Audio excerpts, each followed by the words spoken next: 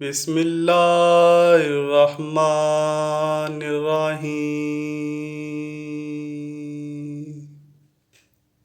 آج کی ویڈیو ایک ایسے کردار کے بارے میں ہے کہ جس نے واقعہ کربلا کو ظلم و بربریت کی سب سے اونچی مثال بنا دیا۔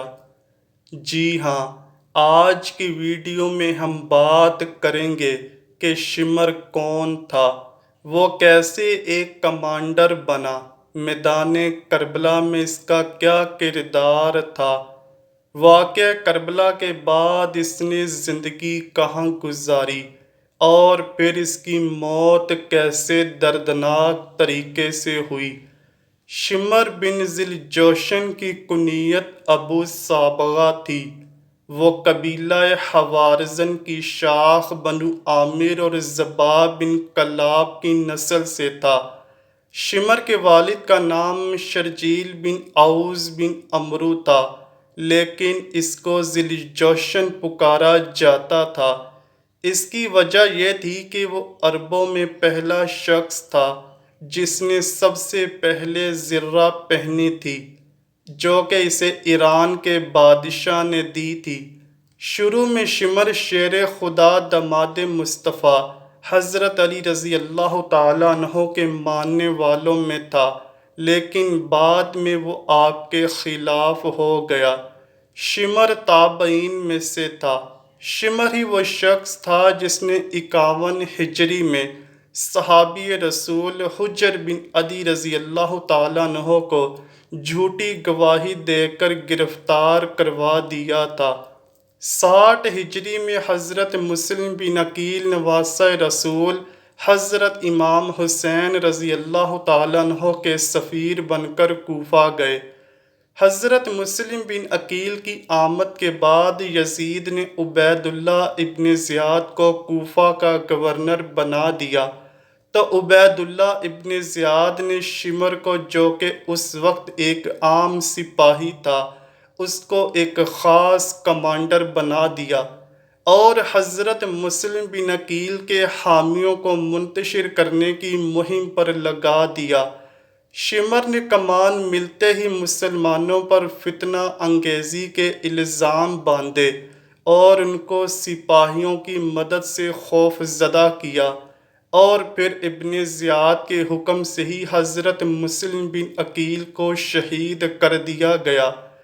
61 ہجری محرم میں جب نواسہ رسول صلی اللہ علیہ وآلہ وسلم کربلا پہنچے تو اس وقت کربلا میں کوفی فوج کا سپہ سالار عمر بن سعد تھا، جو کہ خون ریزی سے بچنے اور پرامن راہ حل تلاش کرنے کے لیے درپے تھا۔ لیکن ادھر کوفہ کے گورنر عبید اللہ ابن زیاد کو شمر نے جنگ کے لیے اکسایا اور بالآخر 9 محرم 61 ہجری کو شمر 4000 سپاہیوں کا لشکر لے کر عمر بن سعد کے پاس کربلا پہنچا۔ شمر اپنے ساتھ عمر بن سعد کے لیے کوفہ کے گورنر ابن زیاد کا دھمکی آمیز خط لے کر پہنچا تھا۔ خیر، عمر بن سعد نے خط پر عمل کرنا شروع کر دیا کہ یا تو نواسہ رسول حضرت امام حسین رضی اللہ تعالیٰ عنہ بیعت کریں یا پھر جنگ۔ شمر کربلا میں سپاہیوں کا امیر مقرر ہو گیا۔ چونکہ شمر حضرت عباس علمدار کی والدہ ماجدہ ام البنین کے قبیلے سے تعلق رکھتا تھا، اسی لیے اس نے حضرت عباس علمدار کو پیشکش کی کہ وہ اور ان کے بھائی کربلا سے چلے جائیں، ان کو گورنر ابن زیاد کی پناہ دے دی جائے گی۔ جب حضرت عباس نے امان نامہ پکڑا تو اس کے 2 ٹکڑے کرتے ہوئے فرمایا، میں اور میرے بھائی نواسہ رسول سے بغاوت ہرگز نہ کریں گے، ہمت ہے تو میرے سامنے آ کر مقابلہ کر۔ یوم عاشوراء کے دن جب حضرت امام حسین رضی اللہ تعالیٰ عنہ نے اہل بیت سے متعلق احادیث بیان کرنا شروع کی تو وہ شمر ہی تھا جس نے آپ کی بات کاٹی۔ جس کا منہ توڑ جواب حضرت حبیب بن مظاہر نے دیا تھا۔ یہی وہ بدبخت تھا جس نے 9 محرم کی رات 200 سپاہیوں کے ساتھ خیموں پر حملہ بھی کیا۔ جب حضرت امام حسین رضی اللہ تعالیٰ عنہ میدان میں آئے تو شمر ہی تھا جس نے فوجیوں کو حکم دیا کہ دور سے ہی یکبارگی سے تیروں کی برسات کرو، کیونکہ ہم شیر خدا کے شیر بیٹے کا مقابلہ نہ کر سکیں گے۔ اکثر روایات میں آتا ہے کہ حضرت امام حسین رضی اللہ تعالیٰ عنہ کو شہید کرنے والا شمر ہی تھا، اور اسی نے بعد میں ان کے جسد مبارک پر گھوڑے بھی دوڑائے۔ اکثر روایات میں ہے کہ خولی بن یزید نواسہ رسول صلی اللہ علیہ وآلہ وسلم کا سر کاٹنے کے لیے آگے بڑھا، لیکن ہاتھ کانپ گئے۔ پھر شکیل قلب انسان سنان بن انس آگے بڑھا اور انعام و اکرام کی لالچ میں امام عالی مقام کا سر تن سے جدا کر دیا۔ امام ابن عساکر نے سیدنا حضرت امام حسین رضی اللہ تعالیٰ عنہ سے روایت کی ہے کہ حضور صلی اللہ علیہ وآلہ وسلم نے ارشاد فرمایا تھا، گویا کہ میں ایک سفید داغوں والے کتے کو دیکھ رہا ہوں جو میرے اہل بیت کے خون میں منہ مار رہا ہے۔ اسی طرح محمد بن عمرو سے روایت ہے کہ ہم سیدنا حسین رضی اللہ تعالیٰ عنہ کے ساتھ کربلا میں موجود تھے کہ جب شمر کا سینہ ننگا ہوا تو نواسہ رسول صلی اللہ علیہ وآلہ وسلم فرمانے لگے کہ میرے نانا رسول اللہ صلی اللہ علیہ وآلہ وسلم نے فرمایا تھا کہ گویا میں اس سفید داغوں والے کتے کی طرف دیکھ رہا ہوں جو میرے اہل بیت کے خون میں منہ مار رہا ہے۔ وہ شمر ہی تھا جو کہ برس کے داغوں والا تھا۔ شہادتوں کے بعد 11 محرم کو عمر بن سعد اور شمر 72 شہیدان کربلا کے سر لے کر کوفہ ابن زیاد کے دربار پہنچے، جہاں سے ابن زیاد اس قافلے کو شمر اور اس کے ساتھیوں کے ہمراہ دربار یزید کے لیے شام روانہ کرتا ہے، جہاں بہت سے دل خراش واقعات اہل بیت و اطہار کے ساتھ پیش آتے ہیں۔ اس کے بعد یزید اسیران کربلا کو مدینے بھیج دیتا ہے۔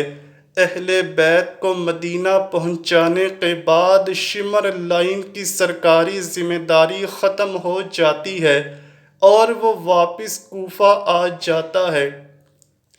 سن 66 ہجری مختار ثقفی نے قیام کیا تو شمر نے ان کے خلاف ہونے والی جنگ میں شرکت کی، لیکن مختار ثقفی نے شمر سمیت اموی امراء کو کوفہ میں ہونے والی جنگ میں شکست دی۔